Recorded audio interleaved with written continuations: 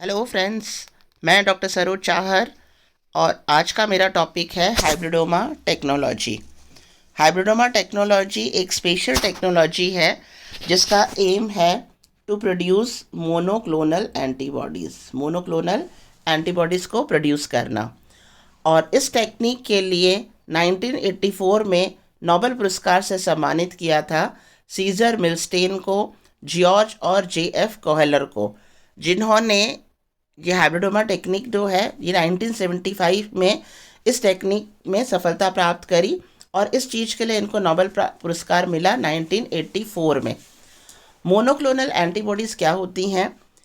वो एंटीबॉडीज़ जो एक विशेष एंटीजन के एक पॉइंट को आइडेंटिफाई करती हैं और उसके साथ ही बाइंड कर पाती हैं, तो इसे क्या कहेंगे? Monoclonal antibody. जैसे ही हमारे शरीर में कोई एंटीजन प्रवेश करता है, कोई पैथोजन है, माइक्रोब है, वो प्रवेश करता है, हमारा इम्यून सिस्टम एक्टिवेट होता है, जिसके परिणाम स्वरूप जो है कई प्रकार की एंटीबॉडीज़ हमारे शरीर में बनती हैं, और वो जो कई प्रकार की एक साथ बन रही हैं वो कहलाती हैं पॉलीक्लोनल एंटीबॉडीज़। लेकिन यहाँ मकसद क्या है? मोनोक्लोनल एंटीबॉडीज़ को बनाना। ठीक है, तो यह किस तरह से जो है बनाई गई, या हम पहले इसका पूरा प्रोसेस देख लेते हैं ताकि स्टेप हमें जो है ज़्यादा आसान हो। जैसे यहाँ आप देख रहे हैं, एक चूहा है और इसको इंजेक्शन दिया जा रहा है एंटीजन का। तो वो एंटीजन जिसके अगेंस्ट क्या बनानी है? एंटीबॉडी बनानी है। तो उस एंटीजन का से इंजेक्ट किया जाता है चूहे को। ठीक है, उस एंटीजन से चूहे को इंजेक्ट किया जाता है। इससे क्या होगा? चूहे का इम्यून सिस्टम एक्टिव हो जाएगा और जो है ये एंटीबॉडी बनाना शुरू करेगा। यानी इसके बी लिम्फोसाइट सेल्स, जो प्लाज्मा सेल्स हैं, स्प्लीन में जो प्लाज्मा सेल्स हैं वो एक्टिवेट हो जाएंगे और जो है वो क्या बनाएंगे? बी लिम्फोसाइट सेल्स बनाएंगे। ठीक है, तो पहले इसको इंजेक्ट किया उस पर्टिकुलर एंटीजन से, फिर 5-7 दिन के बाद में वापस सेम रिपीट किया प्रोसेस, फिर 5-7 दिन बाद में वापस सेम रिपीट करेंगे प्रोसेस। इस तरह से क्या होगा? उसका जो इम्यून सिस्टम है वो मैक्सिमम जो है ये बी लिम्फोसाइट सेल बना चुका होगा इस पर्टिकुलर एंटीजन के अगेंस्ट एंटीबॉडी जो बना सकते हैं वो वाले सेल। ऐसा करने के बाद में इस चूहे को डिसेक्ट किया जाता है, और डिसेक्ट करने के बाद में इसका स्प्लीन जो है वो रिमूव कर लेते हैं, क्योंकि स्प्लीन के अंदर क्या है, अब क्या मिल जाएंगे? बी लिम्फोसाइट सेल्स जो पर्टिकुलर प्रोड्यूस कर रहे हैं क्या चीज़? इस एंटीजन के अगेंस्ट एंटीबॉडी प्रोड्यूस कर रहे हैं। ठीक है, तो ये स्प्लीन सेल्स जो हैं इनमें बी सेल्स हैं that antibodies against an antibody contains B cell that produces antibody against this antigen. ठीक है, तो इस तरह से जो है ये बी सेल्स प्राप्त कर लिए जो इस पर्टिकुलर एंटीजन के अगेंस्ट क्या बनाएंगी? एंटीबॉडी बनाएंगी। ठीक है, अब लिया जाता है दूसरा सेल होता है माइलेमा सेल, जिसके साथ इसको हाइब्रिड करेंगे। जिसके साथ क्या करेंगे? इसको हाइब्रिड करेंगे। अब माइलेमा सेल कौन सा है? माइलेमा कैंसरस सेल है, वो ह्यूमन बीइंग से लिया जाता है। कैंसरस सेल है यानी उसके अंदर इमॉर्टल है वो। अगर उसको प्रॉपर कल्चर मिलता रहे, प्रॉपर टेम्परेचर मिलता रहे, तो वो लगातार डिवाइड होने की कैपेसिटी रखता है और वो कभी ख़त्म नहीं होगा। तो माइलोमा सेल लेते हैं, और इन माइलोमा सेल और माइलोमा सेल और ये जो बी सेल है, इनको माइलोमा सेल और ये जो बी सेल है इनको कल्चर करना है। इनको क्या करना है? कल्चर। अब एक पैट्री डिश है, जैसे इसके अंदर ये माइलोमा सेल्स ले ली हैं और बी सेल्स ले ली हैं। ठीक है, अब इन दोनों सेल का क्या होना चाहिए? फ्यूज़न होना चाहिए। क्या होना चाहिए? फ्यूज़न होना चाहिए। तो दोनों सेल्स को फ्यूज़ करने के लिए फ्यूज़ाजेन यूज़ करते हैं, और यहाँ जो फ्यूज़ाजेन यूज़ करते हैं वो क्या है? PEG। ठीक है, तो वो यहाँ पर ऐड करेंगे, तो जिससे क्या होगा? अब यहाँ पर ये जो सेल्स हैं दोनों टाइप की, माइलोमा सेल और बी सेल्स जो हैं, तो इनमें आपस में फ्यूजन होगा। फ्यूजन जो है कोई ज़रूरी नहीं है कि दोनों अलग अलग प्रकार की सेल में फ्यूजन हो, है ना। फ्यूजन इससे हमें 5 प्रकार की सेल्स मिल सकती हैं। 5 प्रकार की सेल्स कौन कौन सी मिल सकती हैं?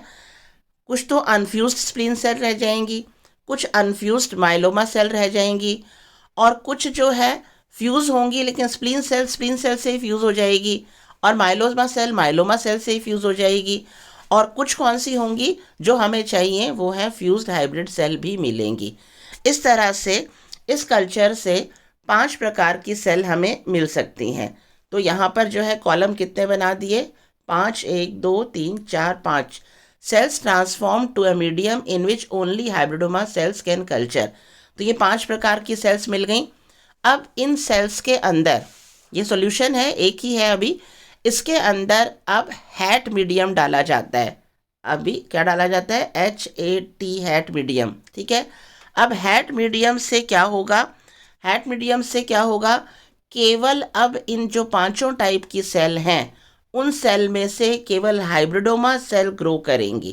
कौन सी सेल करेंगी, हाइब्रिडोमा सेल ग्रो करेंगी, बाकी जो है वो ख़त्म हो जाएंगी। ये क्यों होगा वो मैं अभी आगे बताऊंगी।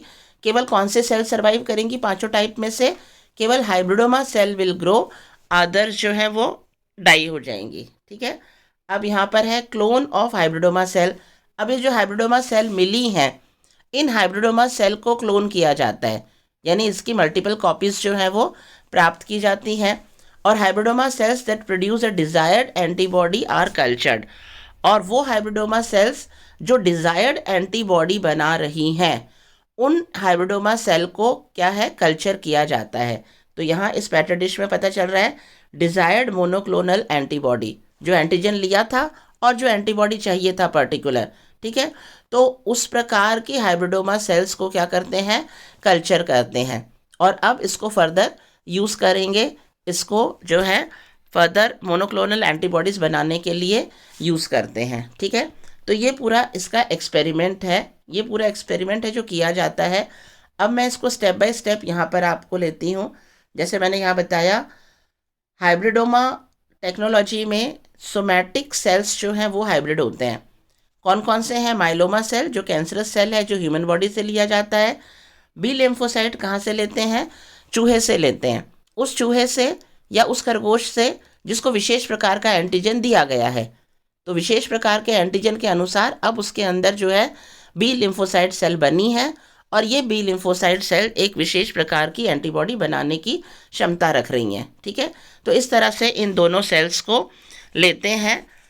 और यहाँ पर आप देखो फर्स्ट स्टेप क्या है, जहाँ दोनों प्रकार के सेल्स हैं तो वो दोनों सेल्स आपस में क्या होने चाहिए, फ्यूज़ होने चाहिए। फ्यूज़ होएंगे तभी तो हाइब्रिड सेल बनेगा। तो फ्यूज़ करने के लिए इसमें फ्यूजाजेन ऐड करते हैं। यहाँ पर मैंने क्या बताया था, PEG यूज़ करते हैं, poly ethylene glycol is used, ठीक है।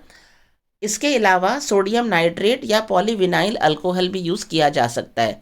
अब एक प्रश्न आपका यहीं से छोटा सा बनता है, नेम द केमिकल्स या fusogens used to fuse two different types of cells या सेम टाइप ऑफ सेल्स। तो कौन से हैं, PEG पॉलीइथाइलिन ग्लाइकोल और सोडियम नाइट्रेट और पॉलीविनाइल अल्कोहल जो है इनको फ्यूजाजेन की तरह यूज़ करते हैं, जिसके परिणाम स्वरूप 5 प्रकार की सेल मिल सकती हैं। या तो प्लाज्मा सेल से फ्यूज़ कर लेगी, या माइलोमा सेल से फ्यूज़ कर लेगी, या कुछ प्लाज्मा सेल फ्यूज़ नहीं करेंगी, कुछ माइलोमा सेल फ्यूज़ नहीं करेंगी। और ये जो टाइप है ये है डिजायर्ड वाला हाइब्रिडोमा, यानी ये वो सेल हैं जिसमें प्लाज्मा सेल फ्यूज़ हुई है माइलोमा सेल से, ठीक है। तो हमें ये चाहिए। अब हमें ये क्यों चाहिए, क्योंकि हम चाहते हैं कि इस प्रकार की सेल बने जो अमर हो और जो क्या प्रोड्यूस कर रही हो, विशेष प्रकार की एंटीबॉडी प्रोड्यूस करने की क्षमता रखती हो, ठीक है।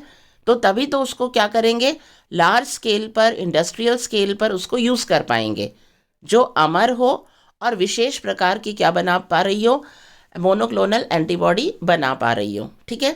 तो दोनों सेल के जो है डिज़ायर्ड लक्षण जो है इस हाइब्रिडोमा सेल में प्राप्त होंगे। माइलोमा सेल के कारण तो ये अमर हो गई, और जो है ये बी लिम्फोसाइट सेल कौन सा लिया है, जो डिज़ायर्ड मोनोक्लोनल एंटीबॉडी प्रोड्यूस करेगा। तो ये सेल जो है हाइब्रिडोमा सेल सेलेक्ट की जाती है।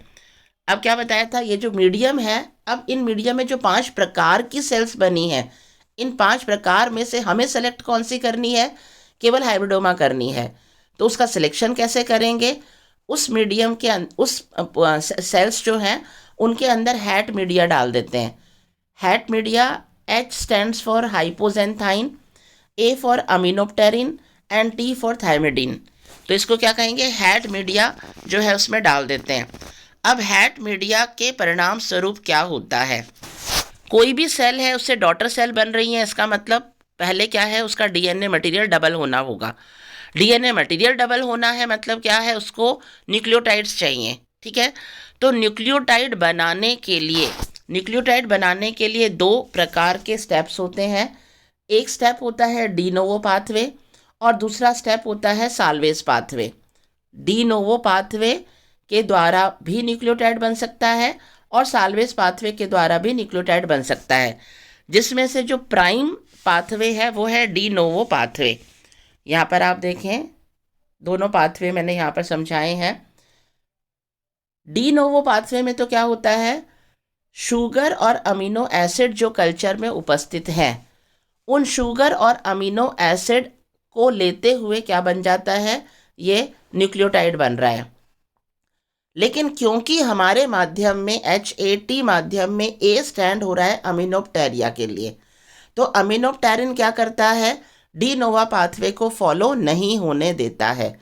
क्योंकि अमीनोप्टेरिन क्या कर रहा है, ब्लॉक्स डाईहाइड्रोफोलेट रिडक्टेस। डाईहाइड्रोफोलेट रिडक्टेस जो एंजाइम है इसको नहीं बनने देगा। अब इसको नहीं बनने देगा अमीनोप्टेरिन, तो इसका मतलब डी नोवो पाथवे तो नहीं होगा। अब डी नोवो पाथवे नहीं होगा यानी माध्यम के अंदर जो शुगर और अमीनो एसिड है ऐसे के ऐसे उनको उठा करके न्यूक्लियोटाइड नहीं बन पाएंगे। तो बचा कौन सा पाथवे, साल्वेज पाथवे। कौन सा पाथवे बचा, साल्वेज पाथवे। तो साल्वेज पाथवे यहाँ पर जो है फॉलो होगा। साल्वेज पाथवे में क्या होता है, parts of degraded nucleotides, degraded nucleotides के पार्ट को यूज़ करते हुए न्यूक्लियोटाइड बनाते हैं। इसमें दो तरह के एंजाइम्स नेसेसरी हैं, HGPRT enzyme and TK enzyme necessary हैं। HGPRT enzyme and TK enzyme necessary हैं साल्वेज पाथवे को फॉलो करने के लिए। तो यहाँ यही चीज़ बताई गई है कि डी नोवो पाथवे जो है वो मेन पाथवे है, लेकिन हमारे सॉल्यूशन में HAT में अमीनोप्टेरिन है। अमीनोप्टेरिन क्या करेगा, ये इस डी नोवो पाथवे को फॉलो नहीं होने देगा, ठीक है। तो अपने आप ही जो है कौन सा पाथवे फॉलो करना पड़ेगा, हाइब्रिड सेल को या जो भी सेल उस कल्चर में है, साल्वेज पाथवे जो है वो सेलेक्ट करते हैं फॉर न्यूक्लियोटाइड सिंथेसिस। अब हम यहाँ पर लेते हैं HAT मीडियम, वापस हम ले लेते हैं हाइपोजेंथाइन, अमीनोप्टेरिन एंड थायमिडिन। तो अमीनोप्टेरिन के कारण डी नोवो पाथवे तो ब्लॉक हो गया। अब कौन सा पाथवे बचा है, साल्वेज पाथवे। और साल्वेज पाथवे के लिए कौन से एंजाइम जरूरी हैं, HGPRT enzyme and TK enzyme is necessary. HGPRT stands for hypoxanthine guanine phosphoribosyl transferase, यानी ये एंजाइम क्या करता है, हाइपोजेंथिन को गुआनिन में कन्वर्ट करता है। हाइपोजेंथिन को किस में कन्वर्ट करता है, गुआनिन में कन्वर्ट करता है। और TK एंजाइम क्या करता है, थायमिन को थायमिडिन एसिड में कन्वर्ट करता है। तो इसीलिए दोनों enzyme HGPRT enzyme and TK enzyme is necessary for the completion of salvage pathway, ठीक है। अब हम यहाँ पर लेते हैं स्टैब्लिश्ड माउस सेल लाइन। जो माउस सेल प्राप्त हो रहा है ना, उस माउस सेल के अंदर TK नेगेटिव है। TK नेगेटिव मतलब TK होमोजाइगस रिसेसिव अवस्था में है, यानी थायमिडिन काइनेस एंजाइम नहीं बनेगा इसमें। तो केवल कौन सा एंजाइम बनेगा, HGPRT एंजाइम बनता है। तो इस कारण से केवल एक ही बन रहा है, ये TK नहीं है। इसका मतलब जो माउस सेल्स हैं वो केवल माउस सेल का अगर हाइब्रिड हुआ है तो वो वहाँ पर लंबे टाइम तक सर्वाइव नहीं करेंगे। और जो ह्यूमन सेल है यानी माइलेमा सेल है, तो माइलेमा सेल में क्या है, HGPRT नेगेटिव होता है, होमोजाइगस रिसेसिव अवस्था में है, जबकि TK पॉजिटिव अवस्था में है। अब दोनों एंजाइम नेसेसरी हैं, HGPRT नेगेटिव है, इसका मतलब केवल माइलेमा सेल जो है वो भी HAT मीडियम में सर्वाइव नहीं करेगा। वापस सुन ले आप, माउस सेल के अंदर HGPRT तो पॉजिटिव है लेकिन TK नेगेटिव है, तो ये जो है HAT मीडियम में सर्वाइव नहीं करेगा। ह्यूमन सेल का अगर आपस में हाइब्रिड हुआ है या अनफ्यूज्ड है तो ये भी सर्वाइव नहीं करेगा क्योंकि इसके अंदर HDPRT नेगेटिव होता है, ठीक है। और दोनों एंजाइम नेसेसरी हैं for the pathway, salvage pathway, ठीक है। तो सर्वाइव कौन सा करेगा? जो हेट्रोकैरियन बना है, हेट्रोकैरियन यानी जो हाइब्रिड सेल बना है, और जो हाइब्रिड जो सेल बना है उसके अंदर दोनों दोनों का न्यूक्लियस वाला पार्ट है, हेट्रोकैरियन दोनों का न्यूक्लियस वाला पार्ट है। तो इसके अंदर जो है, इसके अंदर कैपेसिटी है कि वो HGPRT भी पॉजिटिव हो गया और TK पॉजिटिव हो गया। तो दोनों चीज़ें इसमें क्या है, पॉजिटिव हैं। यानी हाइब्रिड जो सेल है वो सेल एबल है to produce HGPRT as well as TK, यानी केवल वही सेल जो है वो HAT मीडियम के अंदर साल्वेज पाथवे को फॉलो कर पाएंगे। और जिसके कारण इसमें जो सॉल्यूशन है यहाँ पर, यहाँ HAT मीडियम अगर हम लेते हैं, यहाँ HAT मीडियम है, तो इसमें केवल कौन से सर्वाइव करेंगे? जो हाइब्रिडोमा सेल हैं केवल वो ग्रो करेंगे, क्योंकि हाइब्रिडोमा सेल में ही HGPRT और TK दोनों पॉजिटिव हैं, यानी दोनों तरह के एंजाइम बनाने की कैपेसिटी है। तो केवल वो ही सर्वाइव करेंगे। बाकी जो सेल हैं, अनफ्यूज्ड माइलोमा सेल है या अनफ्यूज्ड प्लाज्मा सेल है या हाइब्रिड माइलोमा सेल है और हाइब्रिड प्लाज्मा सेल है, तो वो जो है क्या होंगे, वो सर्वाइव नहीं करेंगे, ठीक है। तो इस तरह से जो है क्या मिल जाएगा, प्योर हाइब्रिड सेल जो है वो सर्वाइव करेंगे, तो उन्हें ही सेलेक्ट किया जाएगा फॉर फर्दर प्रोसेस, ठीक है।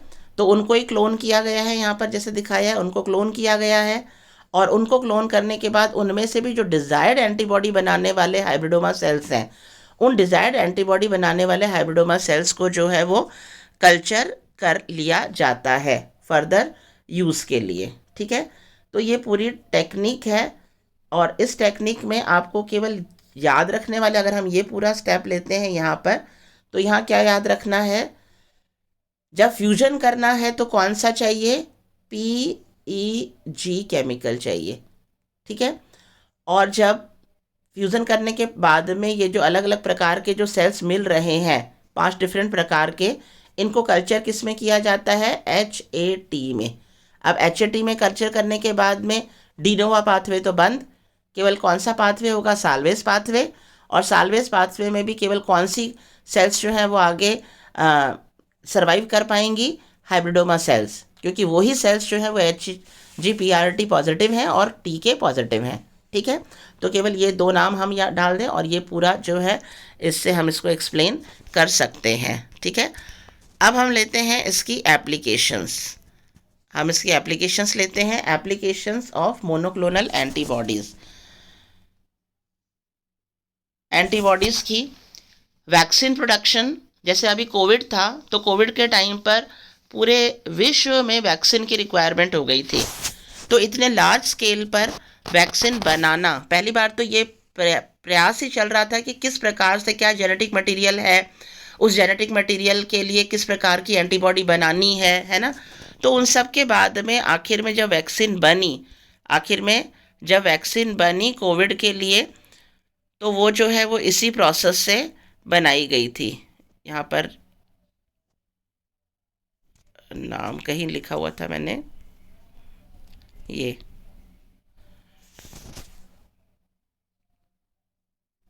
टोसिलिजुमैब, मैब मतलब monoclonal antibody, tocilizumab monoclonal antibody कोविड-19 के वैक्सीन जो है वो इससे बनाई गई, ठीक है। अब हम लेते हैं यहाँ पर और कुछ एग्जाम्पल इसके, कैंसर थेरेपी में। अब वैक्सीन, ये तो मैंने एक एग्जांपल दिया क्योंकि रिसेंट जो है बनाई थी। इसके अलावा वैक्सीन जैसे पोलियो के लिए वैक्सीन है, काली खांसी के लिए है ना, और जितनी भी ये वैक्सीन है ये जो है इसकी सहायता से बनाई जा सकती हैं। फिर है कैंसर थेरेपी। अब कैंसर थेरेपी के लिए क्या है, लंबा ट्रीटमेंट चलता है, विशेष प्रकार की एंटीबॉडी की ज़रूरत पड़ती है। तो यहाँ जो सक्सेस मिली है वो कुछ एग्जाम्पल मैंने दिए हैं, जैसे हर्सेप्टिन जो मोनोक्लोनल एंटीबॉडी बनी है, इसको ब्रेस्ट कैंसर के लिए काम में लिया जाता है। रितुजीमैब भी जो है, रितुजीमैब यानी मोनोक्लोनल एंटीबॉडी, इसको भी कैंसर ट्रीटमेंट में काम में लिया जाता है। और ये आपको बताइए टॉसिलिजुमैब कोविड-19 की जो वैक्सीन है, ठीक है। इसके अलावा ऑटो इम्यून डिजीज़ कभी कभी क्या होता है, किसी केमिकल के कारण, किसी एंटीजन के कारण या पैथोजन के कारण हमारा खुद का इम्यून सिस्टम जो है वो बहुत ज़्यादा क्या है, ओवर एक्टिव हो जाता है। तो कभी कभी उसको सप्रेस करने के लिए भी जो है ये मोनोक्लोनल एंटीबॉडी की आवश्यकता पड़ती है।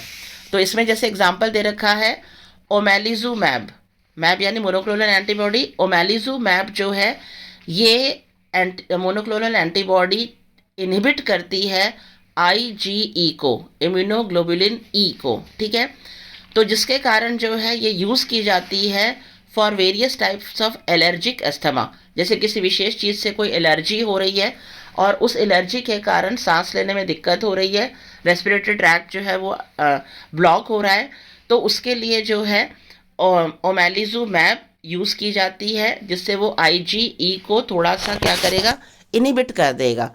तो विशेष प्रकार की एलर्जी से व्यक्ति को जो है राहत मिल सकती है। इसी का एग्जाम्पल है इन्फ्लिक्जीमैब। इन्फ्लिक्जीमैब और एडेल्यूमैब ये इफ़ेक्टिव हैं अगेंस्ट रूमेटॉइड आर्थराइटिस और क्रोन्स डिजीज़ के लिए। तो ये तो हो गया मेडिकल साइंस का डायरेक्ट, जैसे कैंसर ट्रीटमेंट के लिए ऑटो इम्यून जो डिजीज़ हैं उनको सप्रेस करने के लिए या वैक्सीन के लिए, है ना। इसी तरह से अगर कोई विशेष प्रकार का प्रोटीन इंडस्ट्रियल लेवल पर बनाना है, जैसे अब कल जो है क्या है, बहुत सारे डायबिटिक पेशेंट्स हो रहे हैं, तो इतने डायबिटिक पेशेंट्स के लिए क्या बनाना है, विशेष प्रकार का वो इंसुलिन बनाना है। तो इतने लार्ज अमाउंट में बनाना है, केवल इंसुलिन बनाना है, केवल विशेष प्रकार का कोई प्रोटीन बनाना है या हार्मोन बनाना है या एंजाइम बनाना है, तो उसके लिए भी जो है इस तरह से ये टेक्निक यूज़ की जा सकती है। Can also used for hormonal test to repress the activity of antibodies. अभी जो बताया था, repress the activity of antibody, allergic IgE को सप्रेस करना या इनहिबिट करना ताकि एलर्जिक अस्थमा ना हो। तो इस तरह से हाइब्रिडोमा टेक्नोलॉजी जो है ये मेडिकल साइंस और इंडस्ट्रियल लेवल पर अगर हार्मोन, एंजाइम्स आदि कोई प्रोड्यूस करना है तो मेडिकल साइंस और इंडस्ट्रियल लेवल पर जो है इसको काम में ली जाने वाली टेक्निक है, ठीक है। तो ये बहुत ही इम्पॉर्टेंट ईजी टॉपिक है और आपको इनके वैज्ञानिक के नाम जरूर याद रखने हैं जिन्हें नोबेल पुरस्कार मिला था 1984 में। कौन है? Cesar Milstein, Georges and J F. Kohler. और इन्होंने मोनोक्लोनल एंटीबॉडी बनाने में सफलता प्राप्त कर ली थी 1975 में और नोबेल पुरस्कार मिला था 1984 में। Cesar Milstein, Georges and J F. Kohler. तो इस तरह से ये टॉपिक कंप्लीट होता है। आपको कोई भी डाउट है तो आप कमेंट बॉक्स में लिख सकते हैं, अदरवाइज़ ये टॉपिक जो है ये बहुत ही सिंपल और इजी टॉपिक है। That's all about the topic. Thank you.